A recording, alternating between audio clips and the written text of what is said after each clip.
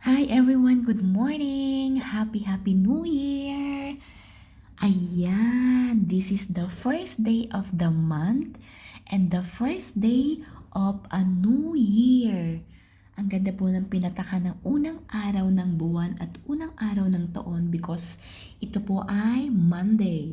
So ayan, let's start the first day of the year with the good vibes, with a happy smile, and good positivity in life.